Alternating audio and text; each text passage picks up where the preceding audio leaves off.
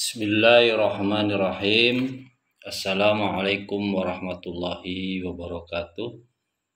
Alhamdulillahirabbil alamin. Pada kesempatan ini kita dapat bertemu dalam perkuliahan online. Tentunya ini alhamdulillah ada data update tentang Fatwa MUI nomor 83 tahun 2003 yang perlu dipahami oleh kita semua, yaitu tentang hukum dukungan terhadap perjuangan Palestina. Fatwa MUI tentang boikot produk yang mendukung negara Zionis Israel. Baru-baru ini Majelis Ulama Indonesia mengeluarkan fatwa tentang imbauan umat Islam untuk menghindari penggunaan produk yang berafiliasi dengan Israel dan merekomendasikan pemerintah untuk mengambil langkah tegas. Putusan MUI ini sontak menuai perhatian berbagai pihak bahwa tersebut tentunya memiliki landasan yang kuat, utamanya dalam perspektif syariah. Saya kira hal ini sudah bersifat umum, yang mana masyarakat Muslim sudah dapat menilai bahwa tindakan Israel merupakan penjajahan terhadap bangsa Palestina. Kita bahas nanti tentang fatwa-fatwanya. Baiklah mahasiswa-mahasiswi sekalian, kita bahas Fatwa MUI nomor 83 tahun 2003 yang harus kita pahami semuanya.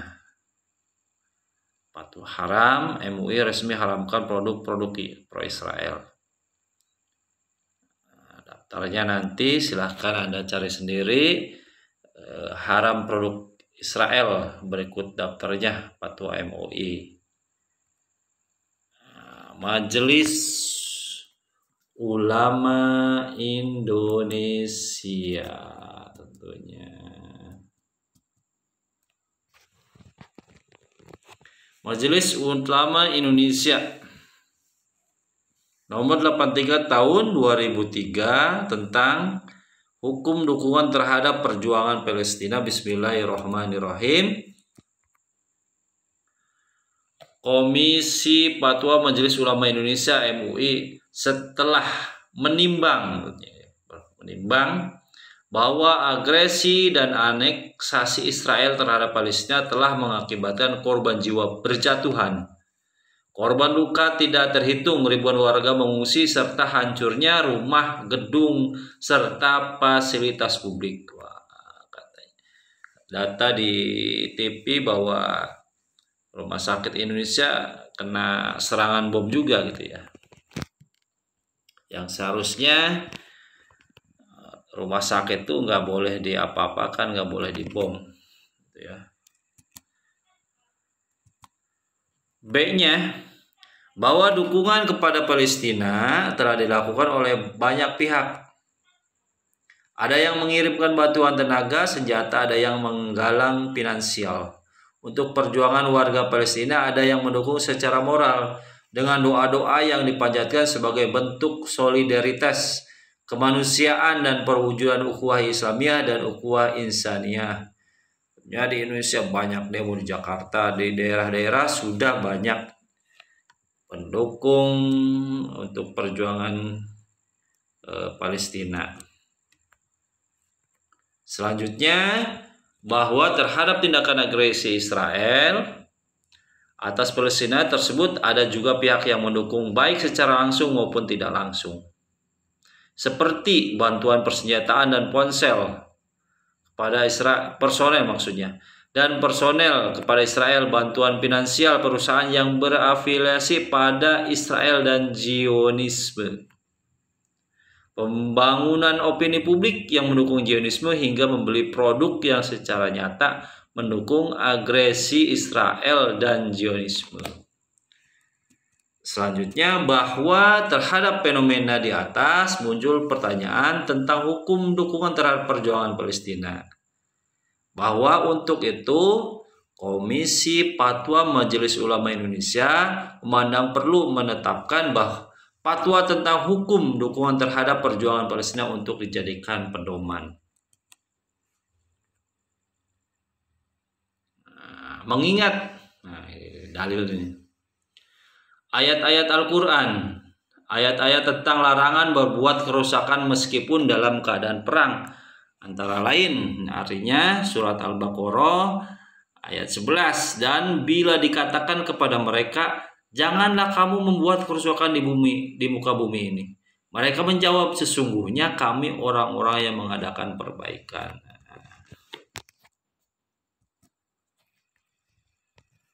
Kedua, surat Al-Baqarah ayat 193 yang artinya, dan perangilah mereka itu sehingga tidak ada fitnah lagi, dan sehingga ketaatan itu hanya semata-mata untuk Allah. Jika mereka berhenti dari memusuhi kamu, maka tidak ada permusuhan lagi terkecuali terhadap orang-orang yang zalim. Dan janganlah kamu membuat kerusakan di bumi ini, di muka bumi.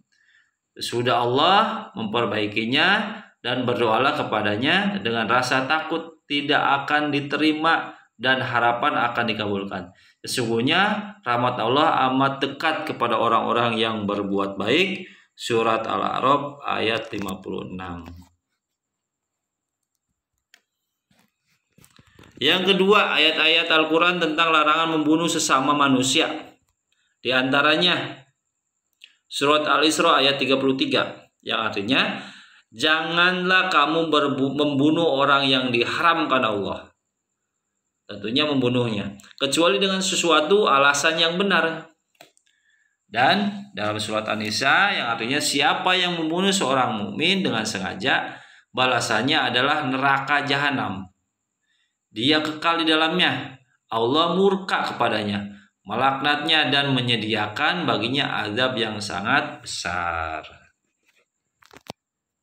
Dan terdapat di surat Al-Maidah ayat 32, oleh karena itu kami menetapkan suatu hukum bagi Bani Israel, bahwa siapa yang membunuh seseorang bukan karena orang yang dibunuh itu telah membunuh orang lain, atau karena telah berbuat kerusakan di bumi, maka seakan-akan dia telah membunuh semua manusia. Selanjutnya ada ayat-ayat Al-Quran tentang bolehnya melakukan perlawanan terhadap pihak yang melakukan pengusiran dan penjajahan, di antaranya surat Al-Hajj ayat 41 yang artinya, yaitu orang-orang yang diusir dari kampung halamannya tanpa alasan yang benar, hanya karena mereka berkata, Tuhan kami adalah Allah.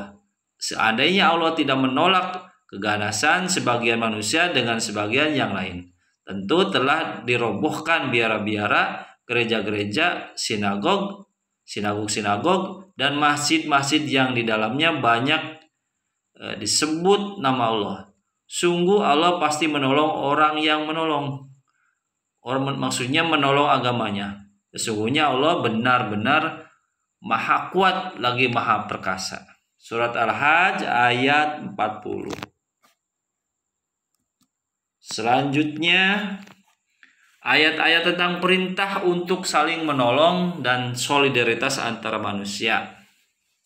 Surat Al-Maidah ayat 2. Dan tolong menolonglah kamu dalam mengerjakan kebajikan dan takwa, dan jangan tolong menolong dalam berbuat dosa dan pelanggaran, dan bertakwalah kamu kepada Allah, sungguhnya Allah amat berat siksanya.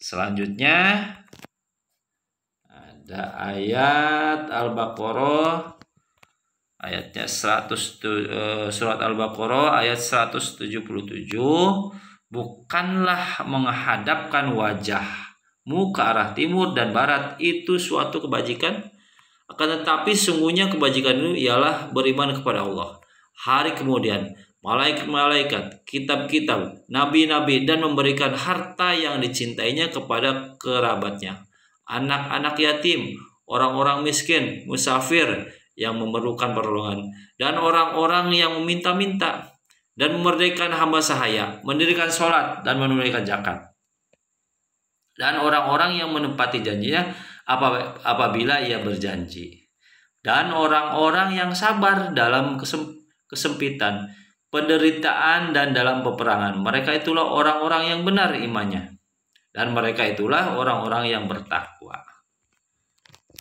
Dalil, terusnya ada dalil lagi nih, ayat-ayat Al-Quran tentang bolehnya mendistribusikan zakat kepada korban perang, ya. Kita perlu membantunya nih, sedekah, membentuk zakat, ya. Surat At-Taubah ayat 47, yang artinya berangkatlah kamu baik dalam keadaan merasa ringan maupun berat, dan berjihadlah kamu dengan harta dan dirimu di jalan Allah. Yang demikian itu adalah lebih baik bagimu jika kamu mengetahuinya.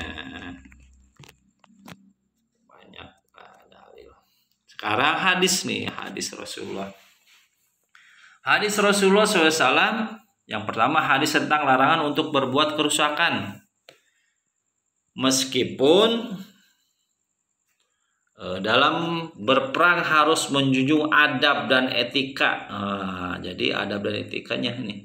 Ada berperang antara lain dari Abu Sa'ad bin Sinan Al-Khudri radhiyallahu anhu. Sesungguhnya Rasulullah SAW bersabda, tidak boleh melakukan perbuatan mudarat yang mencelakakan diri sendiri dan orang lain. Hadis hasan yang diriwayatkan oleh Ibnu Majah dan Daruqani, serta selainnya dengan sanad yang bersambung, juga diriwayatkan oleh Imam Malik dalam Muwatta.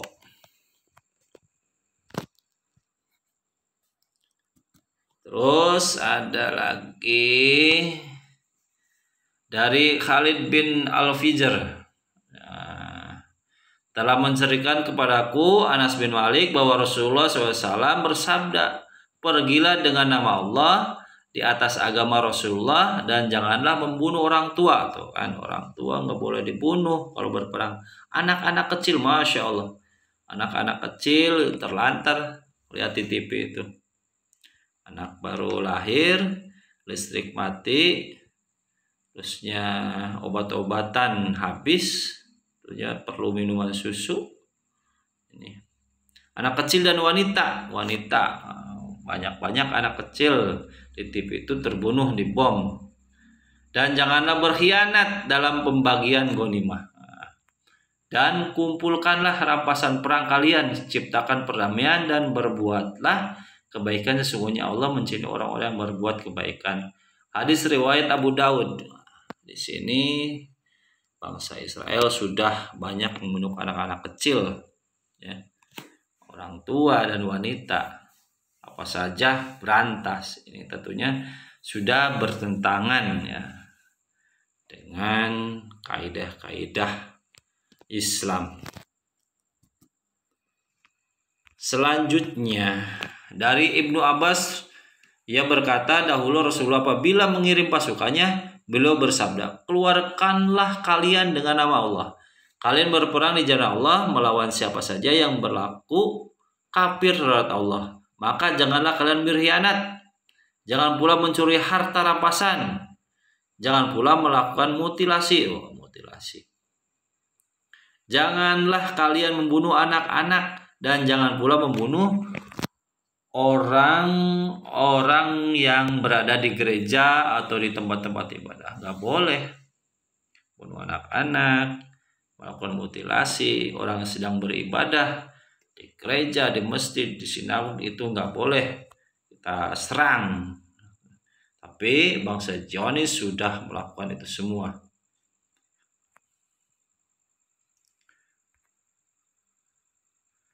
Selanjutnya hadis tentang larangan berbuat zalim terhadap orang lain, antara lain Hadis yang diriwayatkan oleh Bukhari Muslim, barang siapa yang mengambil sejengkal tanah bumi yang bukan haknya, niscaya ditenggelamkan ia pada hari kiamat sampai ke dalam 7 lapis bumi. Masya Allah, penjajah itu neraka ya, Zionis.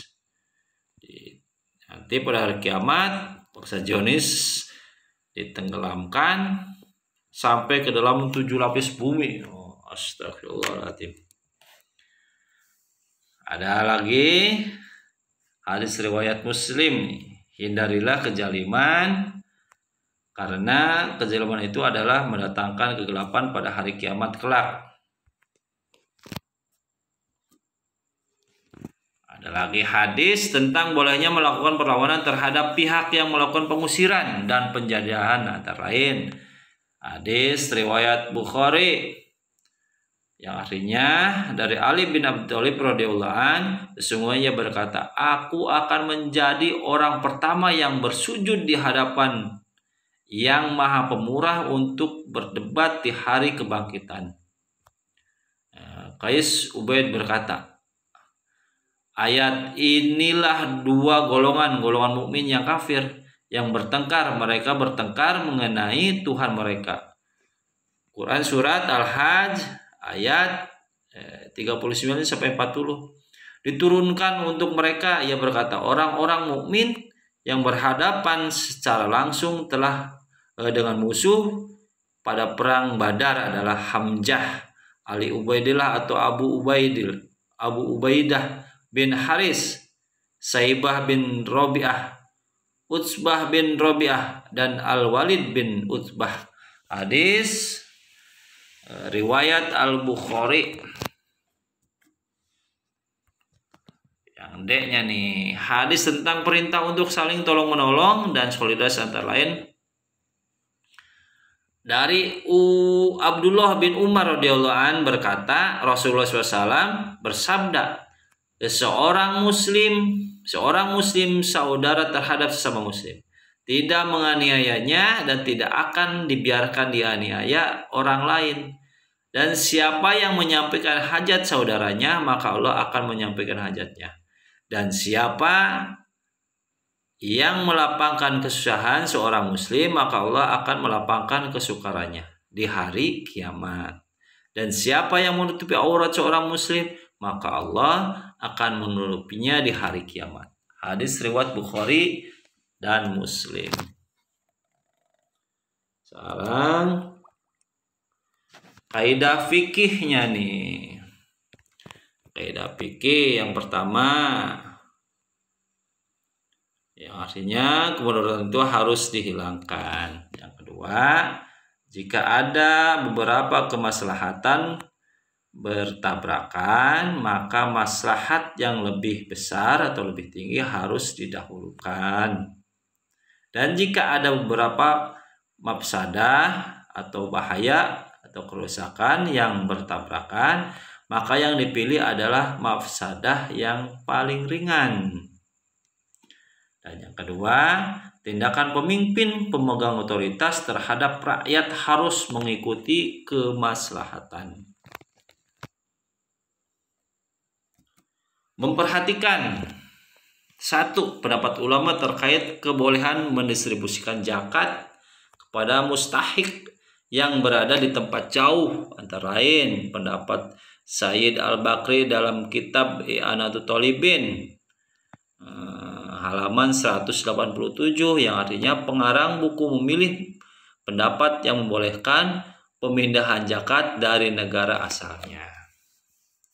Yang kedua, pendapat Zaid bin Ibrahim bin Jain bin Sumaid dalam kitab At-Taqrirat As-Sadidat Darul Mirad Nabawi, ini ya cetakannya, yang artinya Imam Ibnu Uzail berkata ada 3 masalah yang difatwakan dalam pendapat yang tidak populer, ghair al-mansyur dalam mazhab Imam Syafi'i, yaitu diantaranya adalah kebolehan membagikan zakat pada satu golongan saja, kebolehan membayar zakat satu persatu, kebolehan memindahkan zakat dari tempat asalnya ke dalam lainnya.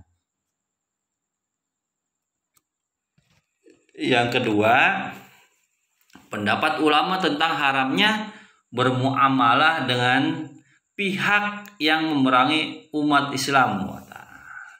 Tentunya haram untuk berjual beli. Mereka jual, kita beli, itu diharamkan. Ini pendapat ulama ini ya. Jadi diharamkan bermuamalah atau jual beli dengan pihak yang memerangi umat Islam. Tentunya Zionis Israel nih. Ini kena sekali nih pendapat ulama tentang update fatwa ini. Pendapat Imam Nawawi dalam syarah Sahih Muslim, telah ijma atau sepakat seluruh umat Islam keharusan urusan dengan ahli jimmah dan lain-lain orang kafir selagi mana urusan niaga itu tidak jatuh dalam perkara haram. Tetapi umat Islam tidak boleh atau haram menjual senjata kepada musuh Islam yang sedang memerangi Islam, dan tidak boleh juga membantu mereka dalam menegakkan agama mereka. Ya, ini pendapat ulama tentang boikot produk Israel. Kita beli produk mereka, hasilnya kirim kepada Zionis Israel untuk bersenjata terus membunuh bangsa Palestina. Tentunya diharamkan oleh pendapat ulama ya, untuk bermuamalah atau jual beli dengan pihak yang memerangi umat Islam atau umat Islam, tentunya dengan bangsa Palestina.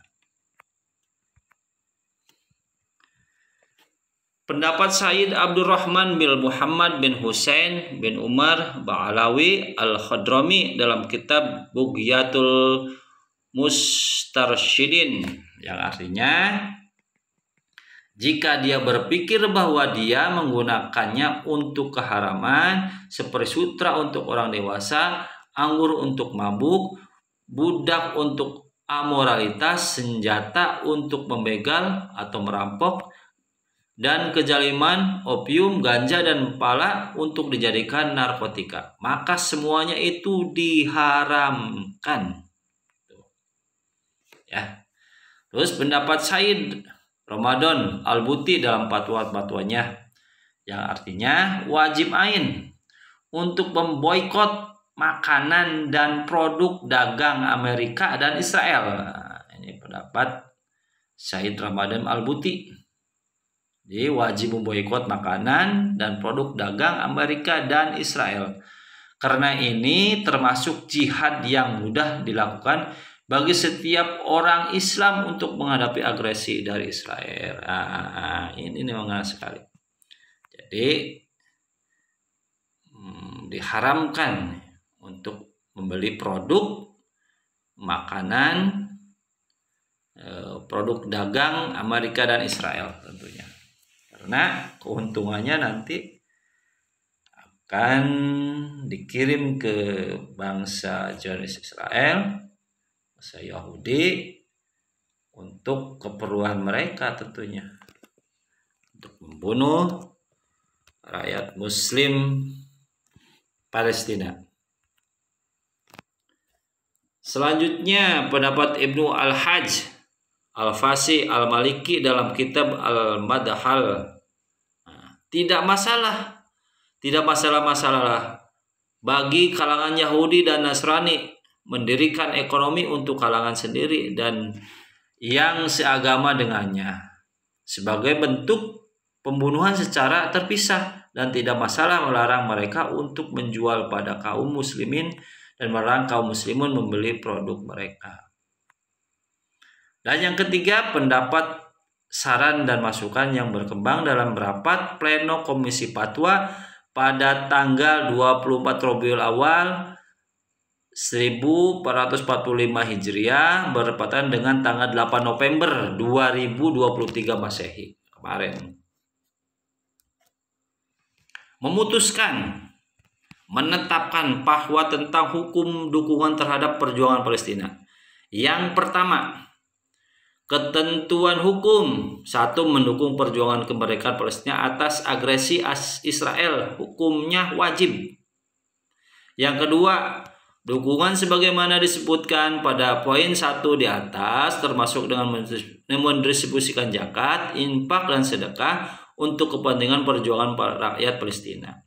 Yang ketiga, pada dasarnya dana zakat untuk didistribusikan kepada mustahik yang berada di sekitar mujaki dalam hal keadaan darurat atau kebutuhan yang mendesak. Dana zakat boleh didistribusikan ke mustahik yang berada di tempat yang lebih jauh, seperti untuk perjuangan Palestina. Dan yang keempat, mendukung agresi Israel terhadap Palestina atau pihak mendukung Israel, baik langsung maupun tidak langsung, hukumnya haram.